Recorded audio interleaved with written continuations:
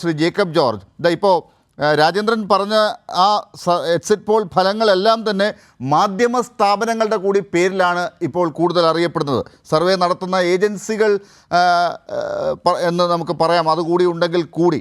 പക്ഷേ മുൻപൊക്കെ ഇതിൻ്റെയൊക്കെ തുടക്ക കാലഘട്ടത്തിൽ അക്കാദമികമായ സർവേകളൊക്കെ വന്നുകൊണ്ടിരുന്നൊരു കാലഘട്ടത്തിൽ നിന്നാണ് ഇങ്ങനെയുള്ളൊരു സർവേകളിലേക്ക് ഇപ്പോൾ എത്തുന്നത്. എത്രമാത്രം താങ്കൾ ഈ സർവേ ഫലങ്ങളെ എങ്ങനെ നിരീക്ഷിക്കുന്നു? ഇതാണ് അറിയേണ്ടത്. അല്ല, സർവേ ഫലങ്ങളെ നമ്മളിപ്പോഴങ്ങനെ നിരീക്ഷിച്ചിട്ട് അതേക്കുറിച്ച് എന്തെങ്കിലും പിന്നെയും പ്രവചനങ്ങളെക്കുറിച്ച് എന്തെങ്കിലും പ്രവചിച്ചിട്ട് ഒരു കാര്യവുമില്ല. കാരണം ഇന്നേക്ക് 4-ാം ദിവസം, 3-ാം ദിവസം തന്നെ പറയാം, ഫലമെല്ലാം അറിയും. അതുകൊണ്ട് നമ്മൾ എന്ത് പറഞ്ഞാലും അവിടെ അന്നത്തെ 4-ാം തീയതി വരുന്ന യഥാർത്ഥ ഫലം അതിന് നമ്മൾ കണക്ക് പറയേണ്ടി വരും. അതുകൊണ്ട് ഞാൻ ഒരു കണക്കിനും തയ്യാറില്ല.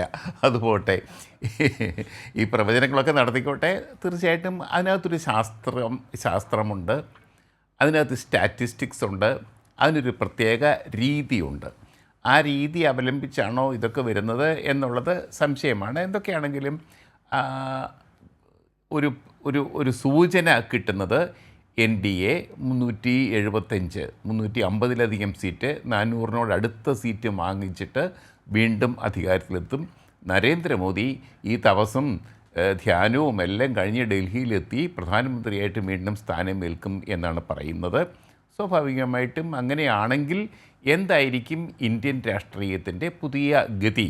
ഇപ്പം നേരത്തെ രാജേന്ദ്രൻ ചൂണ്ടിക്കാണിച്ചതുപോലെ പശ്ചിമ ബംഗാളിൽ പോലും മമതാ ബാനർജിക്ക് തിരിച്ചടിയാണെങ്കിൽ, കോൺഗ്രസ് CPM സഖ്യത്തിന് തിരിച്ചടിയാണെങ്കിൽ, അവിടെയും BJP മേൽക്കൈ നേടുകയാണെങ്കിൽ, കർണാടകയിലെ കാര്യം പറഞ്ഞു, രാജസ്ഥാൻ, അതേപോലെ ആന്ധ്രാപ്രദേശ്, ജഗ്മോഹൻ റെഡ്ഡി അവിടെ ജഗ്മോഹൻ റെഡ്ഡി പിന്തള്ളപ്പെടുകയാണെങ്കിൽ, അതിലുമപ്പുറത്ത് ഒഡീഷയിൽ നവീൻ പട്നായിക്ക് പുറകിൽ പോവുകയാണെങ്കിൽ തീർച്ചയായിട്ടും വളരെ ദയനീയമായിരിക്കും ഇന്ത്യൻ രാഷ്ട്രീയത്തിൻ്റെ സ്ഥിതി, ഭാവി എന്ന് തന്നെയാണ് എനിക്ക് പറയാനുള്ളത്.